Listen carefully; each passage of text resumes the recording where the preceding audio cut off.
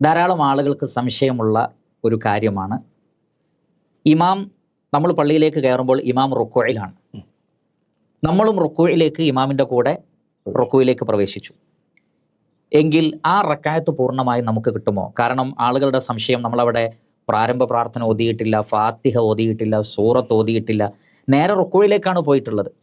അപ്പോൾ നേരത്തെ വന്ന് നിന്ന ആളുകൾക്കും നമുക്കും ഒരേപോലെ ആ റക്അത്ത് കിട്ടുമോ എന്നാണ് പലരും ചോദിക്കുന്നത്.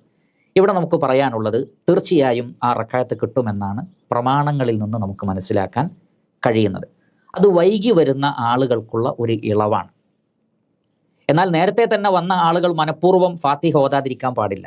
എന്നാൽ വൈകി വന്ന ആളുകൾക്ക് അവർ ഫാത്തിഹ ഓതിയിട്ടില്ലെങ്കിലും, പിന്നെ സൂറത്ത് ഓതലും പ്രാരംഭ പ്രാർത്ഥനയും സുന്നത്താണ്, നിർബന്ധമല്ല.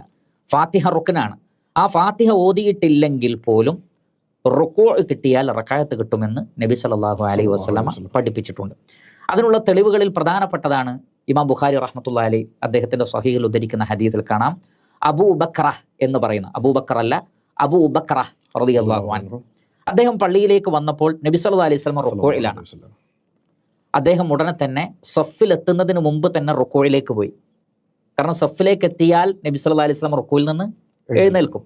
അപ്പോൾ ആ റക്അത്ത് കിട്ടാൻ വേണ്ടി അദ്ദേഹം പള്ളിയിലേക്ക് കയറിയ ഉടനെ തന്നെ നബി സല്ലല്ലാഹു അലൈഹി വസല്ലമയുടെ കൂടെ റുക്കൂഇലേക്ക് പോയി.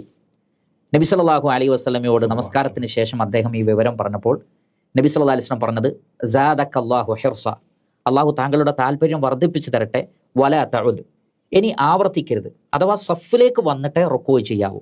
ഇമാം അബൂദാവൂദ് റഹ്മത്തുള്ളാഹി ഉദ്ധരിക്കുന്ന ഹദീസിൽ കൃത്യമായി കാണാം, നബി സല്ലല്ലാഹു അലൈഹി വസല്ലം ചോദിക്കുന്നുണ്ട്, സഫിലേക്ക് എത്താതെ ആരാണ് റുക്കൂ ചെയ്തത്? അപ്പോൾ അദ്ദേഹം പറഞ്ഞു, നബിയെ ഞാനാണ്. പ്രവാചകൻ പറഞ്ഞു, അങ്ങനെ ചെയ്യരുത്.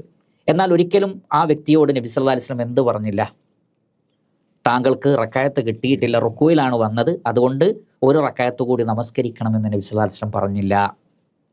മാത്രമല്ല, ആ സ്വഹാബി സഫിലേക്ക് എത്താതെ തന്നെ റുക്കൂയിൽ പോകാനുള്ള കാരണം ആ സ്വഹാബിക്ക് നേരത്തെ അറിയാമായിരുന്നു, റുക്കൂ കിട്ടിയാൽ റക്അത്ത് കിട്ടി.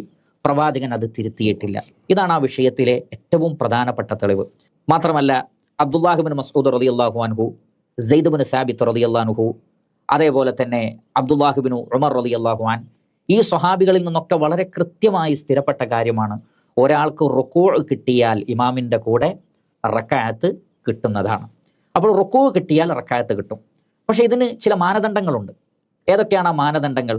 അത് നമുക്ക് പരിശോധിക്കാം. അതിൽ ഒന്ന്, ഒരാൾ പള്ളിയിലേക്ക് കയറി കഴിഞ്ഞാൽ ഇമാം റുക്കൂയിലാണെങ്കിൽ ആ നമസ്കാരത്തിൽ ചേരുമ്പോൾ തക്ബീറത്തുൽ ഇഹ്റാം നിർബന്ധമാണ്. അല്ലാഹു അക്ബർ എന്ന് പറഞ്ഞുകൊണ്ട് തക്ബീറത്തുൽ ഇഹ്റാം ചൊല്ലിയിട്ട് പിന്നെ അല്ലാഹു അക്ബർ എന്ന് പറഞ്ഞ് റുക്കൂയിലേക്ക് പോകണം. നേരെ റുക്കൂയിലേക്ക് പോയാൽ ആ നമസ്കാരം തന്നെ ബാത്തിലാണ്. കാരണം തക്ബീറത്തുൽ ഇഹ്റാം റുക്നാണ്. അത് ചൊല്ലിയിട്ടില്ലെങ്കിൽ അയാളുടെ നമസ്കാരം സ്റ്റാർട്ടായിട്ടില്ല എന്നാണ് അർത്ഥം. നമ്മൾ നമ്മുടെ അനുഭവത്തിൽ പലപ്പോഴും കണ്ടിട്ടുണ്ട്, അറിവില്ലാത്ത പലരും അവർ നേരെ റുക്കൂയിലേക്ക് പോകുന്നു. അത് തെറ്റാണ്. ആ നമസ്കാരം ബാത്തിലായി പോകും. അതുകൊണ്ട് തക്ബീറത്തുൽ ഇഹ്റാം ചൊല്ലി എന്ന് ഉറപ്പ് വരുത്തണം. തക്ബീറത്തുൽ ഇഹ്റാമിന്റെ അല്ലാഹു അക്ബർ എന്നൊരാൾ പറഞ്ഞിട്ട് റുക്കൂയിലേക്ക് പോകുമ്പോഴുള്ള അല്ലാഹു അക്ബർ പറഞ്ഞിട്ടില്ലെങ്കിലും പ്രശ്നമില്ല. പക്ഷേ അതായത് അദ്ദേഹം തക്ബീറുൽ ഇഹ്റാമിലേക്ക് കയറിയിട്ട് അല്ലാഹു അക്ബർ എന്ന് പറഞ്ഞിട്ട് കൈ കെട്ടണം, പൂർണ്ണമായും കെട്ടണം. അതിനുശേഷം റുക്കൂയിലേക്ക് പോകണം. ആ റുക്കൂയിലേക്ക് പോകുമ്പോൾ അല്ലാഹു അക്ബർ എന്ന് പറഞ്ഞിട്ടില്ലെങ്കിലും കുഴപ്പമില്ല. പക്ഷേ തക്ബീറത്തുൽ ഇഹ്റാം മസ്റ്റാണ്. ഒന്നാമത്തെ കാര്യം അതാണ്.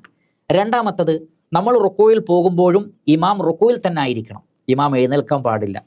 ചില ആളുകൾ ഇമാം പൊന്തുമ്പോഴാണ് റുക്കൂയിലേക്ക് പോകുന്നത്. അപ്പോൾ അവർക്ക് റുക്കൂ കിട്ടിയില്ല. ഇമാമിൻ്റെ കൂടെ തൻ്റെ കൈകൾ കാൽമുട്ടിൽ വെക്കണം എന്നാണ് അബ്ദുല്ലാഹി ഇബ്നു ഉമർ റളിയല്ലാഹു അൻഹു പറഞ്ഞത്.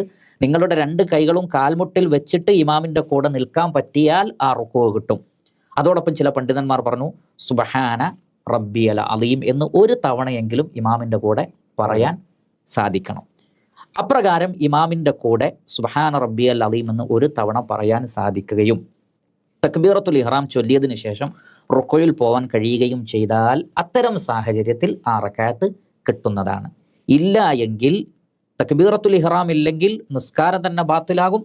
നാം റുക്കൂയിലേക്ക് പോകുമ്പോഴേക്ക് ഇമാം എഴുന്നേറ്റിട്ടുണ്ടെങ്കിൽ അപ്പോഴും ആ റക്അത്ത് കിട്ടുകയില്ല. ഇതാണ് അതിനെ സംബന്ധിച്ച് മനസ്സിലാക്കുവാനുള്ളത്. അള്ളാഹുവാണ് കൂടുതൽ അറിയുന്നവൻ. ബാറക്കല്ലാഹു ഫീക്കും. അതോടനുബന്ധമായി പറയട്ടെ, ഇനി ആർക്കെങ്കിലും തനിക്ക് റുക്കൂ കിട്ടിയോ ഇമാമിൻ്റെ കൂടെ ഇല്ല എന്ന് സംശയമുണ്ടായാൽ അവർ ഉറപ്പുള്ളതിൽ പിടിക്കണം. അവർക്ക് കിട്ടിയിട്ടില്ല എന്ന ധാരണയിൽ അവർ ആ ഒരു റക്അത്ത് കൂടി നമസ്കരിക്കുകയാണ് വേണ്ടത്. എന്നാൽ ഒരാൾക്ക് പൂർണ്ണമായും ഇമാമിൻ്റെ കൂടെ റുക്കൂ കിട്ടിയെന്ന് ഉറപ്പാണ്, ഇമാം എഴുന്നേറ്റിട്ടില്ല, ഇമാമിൻ്റെ കൂടെയാണ്, എങ്കിൽ അയാളെ വസ്വാസ് പിടികൂടേണ്ടതില്ല. ഉദാഹരണത്തിന് അബ്ദുല്ലാഹി ബിൻ മസ്ഊദ് റളിയല്ലാഹു അൻഹുവിൻ്റെ കൂടെ മറ്റൊരു സഹാബിയും കൂടി പള്ളിയിലേക്ക് കയറി, രണ്ടാളും റുക്കൂയിലേക്ക് പോയി, അവർക്ക് റുക്കൂ കിട്ടി. എന്നാൽ സലാം വീട്ടിയപ്പോൾ അബ്ദുല്ലാഹി ബിൻ മസ്ഊദ് റളിയല്ലാഹു അൻഹുവിൻ്റെ അടുത്തുണ്ടായിരുന്ന ആൾ തനിക്ക് കിട്ടിയിട്ടില്ല എന്ന അർത്ഥത്തിൽ എഴുന്നേൽക്കാൻ നോക്കിയപ്പോൾ അബ്ദുല്ലാഹി ബിൻ മസ്ഊദ് റളിയല്ലാഹു അൻഹു അദ്ദേഹത്തെ പിടിച്ചു വെച്ചു. എന്നിട്ട് പറഞ്ഞു, റക്അത്തിന്റെ എണ്ണം കൂട്ടണ്ട, താങ്കൾക്ക് കിട്ടിയിട്ടുണ്ട്. അപ്പോൾ ഇത് രണ്ടും ശ്രദ്ധിക്കണം. ഒരാൾക്ക് റുക്കൂ കറക്റ്റ് കിട്ടിയിട്ടുണ്ടെങ്കിൽ പിന്നെയും എഴുന്നേറ്റ് നമസ്കരിച്ചാൽ റക്അത്തിന്റെ എണ്ണം കൂടും. എന്നാൽ കിട്ടിയോ ഇല്ലേ എന്ന് സംശയം ഉണ്ടെങ്കിൽ അവരെന്ത് ചെയ്യുക, ഒരു റക്അത്ത് കൂടി എഴുന്നേറ്റ് നമസ്കരിക്കുകയാണ് വേണ്ടത്. അല്ലാഹു അലം.